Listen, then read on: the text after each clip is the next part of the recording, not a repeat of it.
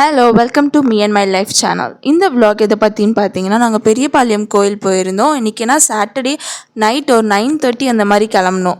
இது ஆடி மாதன்றதுனால கண்டிப்பாக அம்மன் கோயிலில் எல்லாமே விசேஷமாக இருக்கும். எங்களுக்கு இங்கேருந்து பெரியபாளையம் போகிறதுக்கு ஆல்மோஸ்ட் 1 hour ஆகும். ஸோ 9:30 கிளம்பி 10:30 போல் அங்கே ரீச் ஆனோம். எனக்கு விவரம் தெரிஞ்சு நான் இந்த கோயிலுக்கு போகிறது இது செகண்ட் டைம். நான் 9th standard படிக்கும் போது எங்கள் வீட்டில் எல்லாருக்கும் வந்து சிக்கன் பாக்ஸ் போட்டுருச்சு. ஸோ அப்போ போனது அதோட வந்து இன்றைக்கி தான் அகெயின் நாங்கள் இந்த கோயிலுக்கு போகிறோம். நாங்கள் மட்டும் தனியாக போகல, எங்கள் கூட வந்து எங்கள் பெரியம்மா அண்ட் எங்கள் பாட்டியும் கூட வந்திருந்தாங்க. அவங்க ஃபேமிலி எல்லோரும் வந்திருந்தாங்க. நாங்கள் வந்து அப்படியே போயிட்டு பொங்கல் வைக்கலான்ற பிளானில் தான் ஃபஸ்ட்டு இருந்தோம். பட் நைட் டைம்ன்றதுனால கோயிலில் வந்து க்ளோஸாக இருக்குமா ஓப்பனாக இருக்குமான்றது சரியாக தெரியல. சரி எதுக்கு நம்ம வந்து திங்ஸ்லாம் எடுத்துகிட்டு போயிட்டு திருப்பி ரிட்டன் எடுத்துகிட்டு வரணும்னு சொல்லி சரி சாமி மட்டும் பார்த்துட்டு வந்துடலான்னு கிளம்பிட்டோம். கோயிலுக்கு வந்து ரீச் ஆகிட்டோம். பார்த்திங்கன்னா எல்லா கடையும் வந்து ஓப்பனாக இருந்திருக்கு. நாங்கள் போன டைம் ஆல்மோஸ்ட் 10:30 to 11 இருக்கும். பட் அந்த டைம்லேயும் வந்து அந்த ரோடு ஃபுல்லாகவே எல்லோரும் பஸ்ஸில் அண்டு ஆட்டோலலாம் வந்து கோயிலுக்கு போயிட்டு தான் இருந்தாங்க. நாங்கள் வந்து சரி கோயில் ஓப்பனில் தான் இருக்கும், சாமி பார்த்துடலான்னு நினச்சி தான் போனோம். கோவில்கிட்ட என்ட்ரு ஆனதுமே ரைட் சைடில் வந்து பெரிய ஒரு பார்க்கிங்க்கான பிளேஸ் வந்து அலாட் பண்ணி வச்சுருந்தாங்க. நிஜமாகவே ரொம்ப பெருசாகவே இருந்துச்சு. நிறைய வண்டிலாம் நின்றுட்டு இருந்தது. பட் அங்கே வண்டி மட்டும் நிற்காம நிறைய பேர் வந்து ஃபேமிலியோடு அங்கே வந்து தங்கியிருந்தாங்க. அந்த பார்க்கிங் பிளேஸ்லேயே பார்த்தீங்கனாலே உங்களுக்கு தெரியும் எவ்வளோ குரூப்பாக வந்து ஃபேமிலியாக வந்து கீழே பாய் விரித்து அவங்க நைட் அங்கே தூங்கிட்டு இருந்தாங்க. பார்க்கவே ரொம்ப நல்லாவே இருந்துச்சு. ஏன்னா அவ்வளோ ஃபேமிலியோடு எல்லோரும் வந்து நைட் இங்கே கோயிலில் வந்து தங்குறாங்கன்றது நல்ல விஷயம். அப்படியே கோயில்கிட்ட வந்து நடந்து போக ஸ்டார்ட் பண்ணிட்டோம். சைட்லலாம் பார்த்தா நிறைய கடை வந்து ஓப்பன் ஆகியே இருந்துச்சு.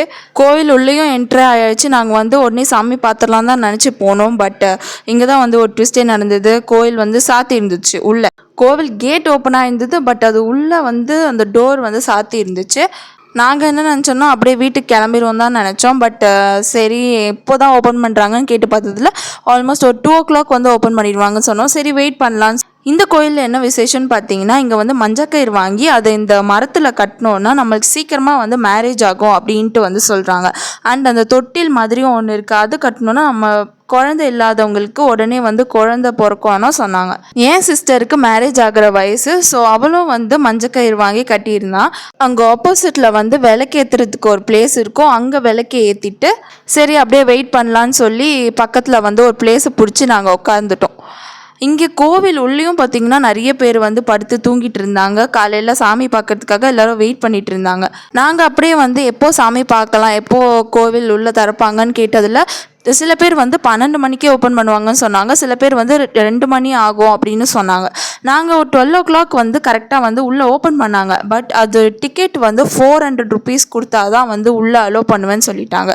ஸோ நாங்கள் வந்து இன்னும் ஒரு 2 hours வெயிட் பண்ணி 100 rupees டிக்கெட் கொடுத்து நாங்கள் சாமி பார்க்க போயாச்சு. அந்த டைமில் வந்து லைனில் வந்து அவ்வளோவா கூட்டம்லாம் கிடையாது, கொஞ்சம் பேர் தான் வந்திருந்தாங்க. நாங்கள் வந்து 100 rupees டிக்கெட்டில் தான் போயிருந்தோம். ஃப்ரீ டிக்கெட்டும் வந்து இருக்குது. பட் ஃப்ரீ டிக்கெட் வந்து மார்னிங் 4 o'clock or 5 o'clock தான் வந்து ஓப்பன் பண்ணுவேன்னு சொன்னாங்க. இந்த வீடியோவில் பார்த்தீங்கன்னா நிறைய பேர் வந்து வேப்பில் கட்டிட்டு போவாங்க. அதுவும் வந்து இந்த கோயிலில் வந்து ஒரு வேண்டுதல் மாதிரி தான்.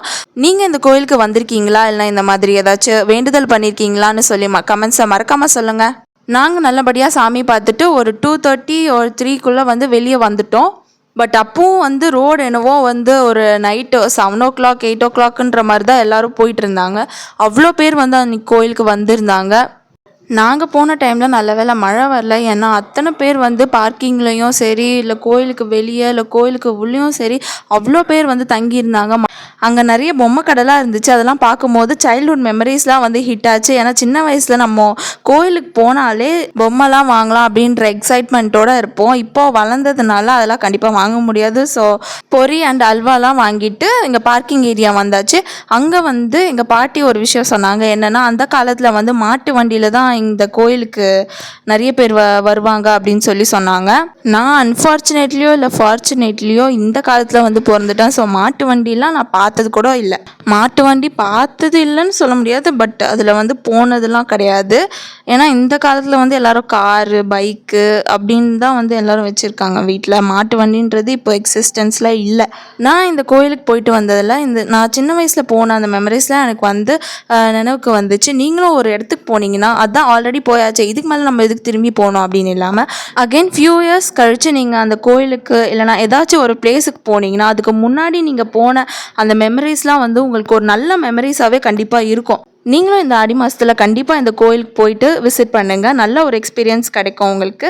சாட்டர்டே நைட்டு போயிட்டு அங்கே நீங்கள் தங்குறதுனாலும் தங்கலாம். நைட்டு தங்கிட்டு மார்னிங் எழுந்துச்சு சாமி பார்த்துட்டு வரலாம். நீங்கள் ஃபேமிலியாக உங்கள் ரிலேட்டிவ்ஸ் கூட அந்த மாதிரி போயிட்டு அங்கே டைம் ஸ்பெண்ட் பண்ணிங்கன்னா ரொம்பவே ஜாலியாகவே இருக்கும். ஆல்மோஸ்ட் இந்த வீடியோவோட எண்டுக்கு வந்துட்டோம். ஸோ நாங்கள் வீட்டுக்கு போய் சேர்கிறதுக்கு ஒரு 4 o'clock ஆகிடுச்சு. இந்த பெரியபாளையம் கோயில் vlog உங்களுக்கு பிடிச்சிருந்தது இல்லை யூஸ்ஃபுல்லாக இருந்துச்சுன்னா மறக்காமல் இந்த வீடியோக்கு லைக் பண்ணுங்கள். இன்னும் இந்த மாதிரி வீடியோஸ் பார்க்குறதுக்கு என் சேனலை சப்ஸ்கிரைப் பண்ணி வச்சுக்கோங்க.